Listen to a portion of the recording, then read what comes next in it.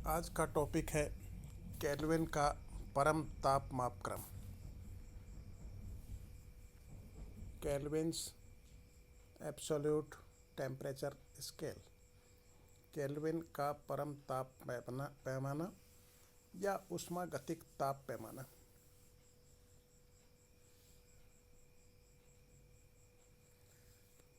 Karnaugh engine की दक्षता केवल स्रोत व सिंक के तापों पर ही निर्भर करती है, कार्यकारी पदार्थ की प्रकृति पर नहीं। केल्विन प्लांक ने कार्नो इंजन की दक्षता पर आधारित एक ऐसा ताप पैमाना बनाया जो कि पदार्थ के गुण विशेष पर निर्भर नहीं करता है। इस ताप पैमाने को परम ताप पैमाना या ऊष्मागतिक ताप पैमाना या केल्विन ताप पैमाना कहते हैं। माना एक कार्नो इंजन उच्च ताप θ1 वाले स्रोत व निम्न ताप θ2 वाले सिंक के मध्य कार्य कर रहा है। यह उच्च ताप वाले स्रोत से Q1 ऊष्मा शोषित कर निम्न ताप वाले सिंक को Q2 ऊष्मा देता है एवं शेष ऊष्मा जो Q1 - Q2 है इसको कार्य में परिवर्तित कर देता है। इस कार्नो इंजन की दक्षता ईटा दी जाती है 1 - Q2/Q1 और यह फलन है केवल स्रोत व सिंक के तापों का, और ये ताप अब हम ले रहे हैं θ1 और θ2। इसलिए दक्षता ईटा जो 1 - Q2/Q1 के बराबर है, यह बराबर लिखी है Fθ1 θ2। Fθ1 θ2 यह θ1 और θ2 का कोई अज्ञात फलन है। यहाँ θ1 व θ2 स्वैच्छिक ताप पैमाने पर ताप के मान हैं। इस समीकरण से हम लिख सकते हैं Q2/Q1 = 1 - Fθ1 θ2, और इसका उल्टा कर दें तो Q1/Q2 = 1/1 - Fθ1 θ2, और यह भी कोई θ1 और θ2 का फंक्शन होगा जिसे हम लिख रहे हैं कैपिटल F θ1 θ2। कैपिटल F θ1 θ2 यह भी θ1 और θ2 का कोई अन्य फलन है। अब यदि हम ये माने कि कोई कार्नो इंजन θ2 व θ3 तापों के बीच कार्य कर रहा है और इसमें θ2 ताप के स्रोत से Q2 ऊष्मा ली जाती है और θ3 ताप वाले सिंक को Q3 ऊष्मा दी जाती है, तो Q2/Q3 अब बराबर होगा Fθ2 θ3। और इसी तरह से यदि θ1 व θ3 तापों के मध्य कार्य करने वाला इंजन लें जो कि Q1 ऊष्मा ले रहा है स्रोत से और Q3 ऊष्मा दे रहा है सिंक को, तो Q1/Q3 बराबर होगा Fθ1 θ3। अब हम जानते हैं कि Q1/Q2 × Q2/Q3 बराबर है Q1/Q3, और Q1/Q2 का मान समीकरण 1 से Q1/Q2 बराबर है Fθ1 θ2। समीकरण 2 से Q2/Q3 बराबर है Fθ2 θ3, और समीकरण 3 से Q1/Q3 बराबर है Fθ1 θ3। अतः हम लिख सकते हैं कि Fθ1 θ2 × Fθ2 θ3 बराबर होगा Fθ1 θ3। यह समीकरण तभी संतुष्ट हो सकता है जब Fθ1 θ2 इस फलन की प्रकृति इस तरह की हो कि इसको हम इस तरह से लिख सकें कि Fθ1 θ2 बराबर है φθ1/φθ2। यहाँ फाई ताप थीटा का कोई अन्य फलन है, और Fθ1 θ2 बराबर है Q1/Q2, तो हम लिख सकते हैं कि Q1/Q2 बराबर है φθ1/φθ2। क्योंकि थीटा वन थीटा टू से बड़ा है, theta one is greater than theta two, और Q1 Q2 से बड़ा है, Q1 is greater than Q2। अतः ऊपर के समीकरण से हम देख सकते हैं कि फाई थीटा वन बराबर होगा फाई थीटा टू के, ग्रेटर देन होगा, बड़ा होगा फाई थीटा टू से।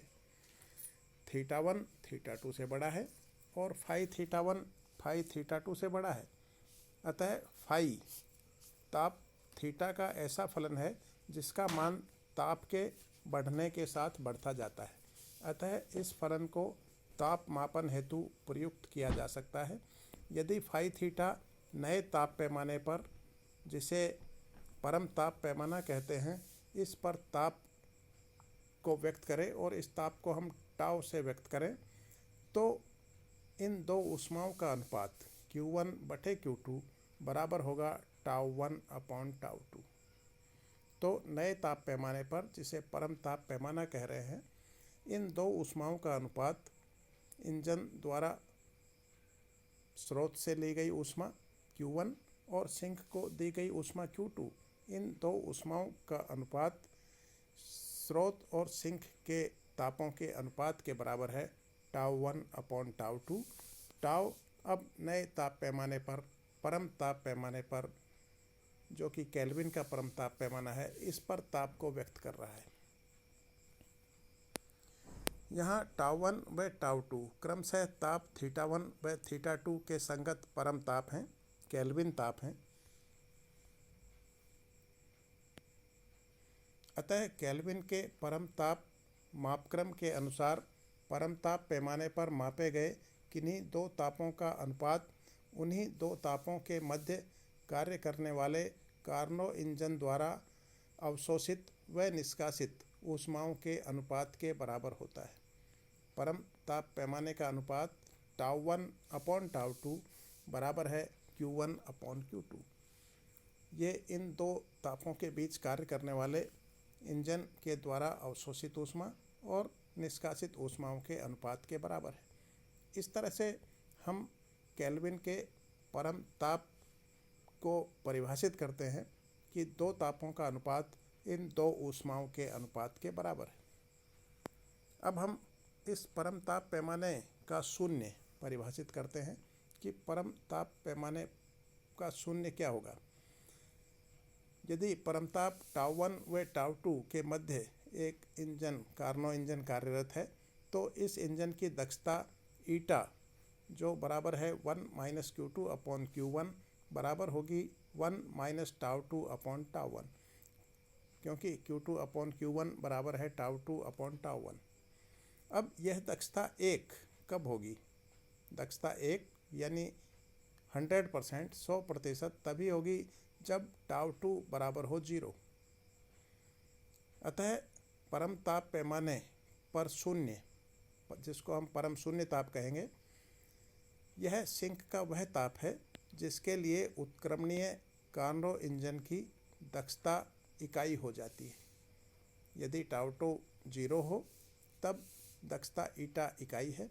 अतः परम शून्य ताप परम शून्य ताप वह ताप होगा जिस ताप पर कि उत्क्रमणीय कार्नो इंजन की दक्षता ईटा 1 हो जाए, 100% हो जाए। इस परम ताप पैमाने पर ऋणात्मक परम ताप संभव नहीं है। ऋणात्मक परम ताप असंभव है, क्योंकि यदि ऋणात्मक परम ताप संभव होता, यदि हम टाउ टू को ऋणात्मक लें, तो हम देखते हैं कि ईटा का मान 1 से अधिक हो जाएगा और किसी भी इंजन की दक्षता 1 से अधिक, 100% से अधिक संभव नहीं है। इसलिए ऋणात्मक परम ताप भी असंभव है। अब हम परम ताप पैमाने पर डिग्री का आकार किस तरह से निर्धारित किया जाता है, ये देखते हैं। परम ताप पैमाने पर डिग्री का आकार निर्धारित करने के लिए सेल्सियस ताप पैमाने की तरह इस ताप पैमाने पर भी जल के क्वथनांक और हिमांक, जल का क्वथनांक, इसको हम लिख रहे हैं टाउ स्टीम, भाप का परम ताप, और जल का हिमांक, क्वथनांक, बॉइलिंग पॉइंट, जिसको लिख रहे हैं टाउ स्टीम, स्टीम यानी भाप का ताप, और हिमांक ये मेल्टिंग पॉइंट है जिसको लिख रहे हैं टाउ आइस, बर्फ़ का ताप। तो इन दो तापों के अंतराल को 100 समान भागों में बांट लेते हैं, अर्थात tau steam minus tau ice equal to 100। और यदि हम इसको 100 भागों में बांट लेते हैं तो प्रत्येक भाग 1 डिग्री केल्विन तापांतर व्यक्त करेगा। जल के क्वथनांक व हिमांक के मध्य कार्यरत कार्नो इंजन के लिए सूचक आरेख चित्र में दिखाया गया है। चक्र द्वारा घेरा गया क्षेत्रफल इस चक्र में किया गया कुल कार्य व्यक्त करता है। यह कार्नो चक्र है जिसमें कि एक उत्क्रमणीय कार्नो इंजन जिन दो तापों के बीच कार्य कर रहा है वो दो ताप वो है परम ताप टाउ स्टीम और टाउ आइस। तो टाउ स्टीम और टाउ आइस इन दो परम तापों के बीच जो कि है जल के क्वथनांक और हिमांक, इनके बीच कार्य करने वाले इंजन के लिए ये पीवी आरेख है, सूचक आरेख है। और इस वक्र के द्वारा, कर्व के द्वारा घेरा गया क्षेत्रफल यही इस इंजन के द्वारा किए गए कार्य को व्यक्त करेगा। अतः 1 डिग्री केल्विन वह तापांतर होगा जिसके लिए इंजन द्वारा किया गया कार्य जल के क्वथनांक व हिमांक के मध्य कार्यरत इंजन द्वारा एक चक्र में किए गए कार्य का 1/100वां भाग होता है। इस तरह से हम 1 डिग्री केल्विन को परिभाषित करेंगे। 1 डिग्री केल्विन तापांतर उस स्रोत और सिंक के ताप का अंतर है जिसके लिए कि इंजन द्वारा किया गया कार्य इस जल के क्वथनांक और हिमांक के मध्य कार्य करने वाले इंजन द्वारा एक चक्र में किए गए कार्य का 1/100वां भाग हो। अब है अज्ञात ताप ज्ञात करना। अभी तो हमने परम ताप पैमाने पर ताप का अनुपात टाउ1 अपॉन टाउ2 परिभाषित किया था जो Q1/Q2 के बराबर था। साथ ही टाउ स्टीम और टाउ आइस इसके अंतर को हमने माना है बराबर है 100। अज्ञात ताप यदि ज्ञात करना है तो यदि हम एक कार्नो इंजन को लें जो जल के क्वथनांक टाउ स्टीम व अज्ञात ताप टाउ के मध्य कार्य कर रहा है, यह स्रोत से Q स्टीम ऊष्मा शोषित करता है और सिंक को Q ऊष्मा देता है, तो हम लिख सकते हैं कि Q स्टीम अपॉन Q बराबर tau steam upon tau. Tau एक अज्ञात ताप है, टाउ स्टीम ये स्टीम का टेम्परेचर है, भाप का ताप है, और Q स्टीम और Q ये इस इंजन के द्वारा अवशोषित की गई ऊष्मा और निष्कासित की गई ऊष्माएं। तो Q1 अपॉन Q2 बराबर टाउ1 अपॉन टाउ2 से हम लिख सकते हैं कि Q steam upon Q equal to tau steam upon tau. अब कार्नो इंजन जिन दो तापों के बीच कार्य कर रहा है वो दो ताप हैं टाउ स्टीम और टाउ। इसी प्रकार अज्ञात ताप टाउ व जल के हिमांक को टाउ आइस से लिखें। यदि हम एक ऐसा कार्नो इंजन लें जो अज्ञात ताप टाउ और जल के हिमांक टाउ आइस के मध्य कार्य करे तो इस इंजन के लिए हम लिख सकते हैं इसी तरह से Q अपॉन Q आइस बराबर टाउ अपॉन टाउ आइस, या इसका उल्टा कर दें तो Q आइस अपॉन Q बराबर टाउ आइस अपॉन टाउ। इन दो समीकरणों को हम घटा दें, Q steam upon Q equal to tau steam upon tau, जो इसको हमने लिखा है समीकरण 9, और दूसरा Q आइस अपॉन Q जो बराबर है टाउ आइस अपॉन टाउ, इसको हमने लिखा है समीकरण 10। तो इन समीकरण 9 और समीकरण 10 को माइनस करें, घटा दें, तो हमें मिलेगा Q steam minus Q ice upon Q left hand side में, और राइट हैंड साइड में tau steam minus tau ice upon tau, और tau steam minus tau ice भाप का ताप और बर्फ का ताप, क्वथनांक, जल का क्वथनांक और जल का हिमांक, इन दोनों तापों का अंतर हमने 100 माना है, इसलिए tau steam minus tau ice 100 के बराबर है। तो यह राइट हैंड साइड बराबर होगी 100 अपॉन टाउ, 100 अपॉन टाउ। इस तरह से टाउ जो अज्ञात ताप है, इसके लिए यह सूत्र हमें मिलता है, टाउ बराबर होगा Q upon Q steam minus Q ice into 100। और इस सूत्र की सहायता से परम ताप पैमाने पर किसी भी ताप टाउ को ज्ञात कर सकते हैं। अब हम सिद्ध करेंगे कि यह केल्विन का परम ताप पैमाना यह आदर्श गैस ताप पैमाने के तुल्य है। आदर्श गैस ताप पैमाने पर हम ताप को कैपिटल T से लिख रहे हैं, और अब हम सिद्ध करेंगे कि परम ताप पैमाना और आदर्श गैस ताप पैमाने ये दोनों एक जैसे ही है। माना एक ऊष्मा इंजन स्रोत व सिंक के मध्य कार्य कर रहा है, जिनके ताप आदर्श गैस ताप पैमाने पर कैपिटल T से लिखें तो T1 व T2 हैं, और परम ताप पैमानों पर ये ताप हम टाउ1 और टाउ2 लिखें तो, और यदि यह इंजन स्रोत से Q1 ऊष्मा शोषित कर रहा है और सिंक को Q2 ऊष्मा दे रहा है, तो इस इंजन की दक्षता ईटा बराबर होगी 1 minus Q1 upon 1 minus Q2 upon Q1, और यह बराबर होगी 1 माइनस T2 अपॉन T1। यह आदर्श गैस तापों के लिए है, और इसी तरह से यही दक्षता बराबर होगी 1 माइनस टाउ2 अपॉन टाउ1, जो कि परम ताप के लिए है। इस समीकरण से स्पष्ट है कि T1 अपॉन T2 बराबर है टाउ1 अपॉन टाउ2। कैपिटल T यह आदर्श गैस ताप पैमाने पर ताप है, और टाउ यह केल्विन के परम ताप पैमाने पर ताप है। तो यह सिद्ध होता है कि किन्हीं भी दो तापों का अनुपात, चाहे हम आदर्श गैस ताप पैमाने पर लें या परम ताप पैमाने पर लें, यह समान होगा। इस समीकरण 12 से स्पष्ट है कि किन्हीं दो तापों का अनुपात दोनों ताप पैमानों पर एक समान रहता है। यदि आदर्श गैस ताप पैमाने पर जल का क्वथनांक हम T स्टीम से लिखें और जल का हिमांक T आइस से लिखें, और परम ताप पैमाने पर जल का क्वथनांक टाउ स्टीम से लिखें और जल का हिमांक टाउ आइस से लिखें, तो T steam minus T ice, इन दोनों क्वथनांक और हिमांक का अंतर T steam minus T ice यह 100 के बराबर है आदर्श गैस ताप पैमाने पर, और परम ताप पैमाने पर भी यह अंतर tau steam minus tau ice यह भी 100 के बराबर है।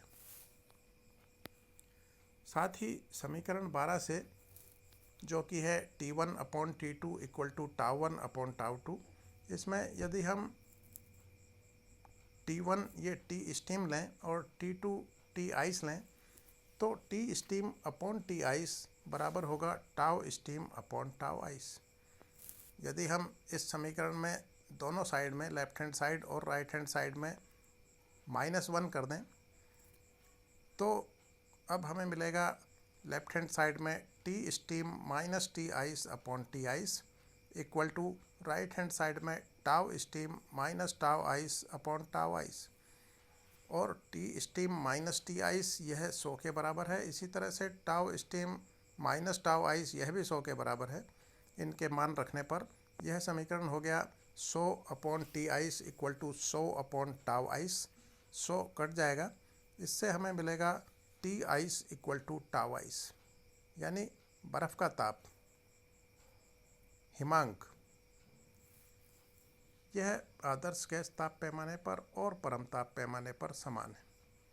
यदि T आइस बराबर है टाउ आइस, तो यह मान यदि हम इस समीकरण में रखें, समीकरण 15, जो है T steam upon T ice equal to tau steam upon tau ice, तो यदि T स्टीम बराबर है टाउ स्टीम, तो इससे हमें मिलेगा T आइस बराबर टाउ आइस।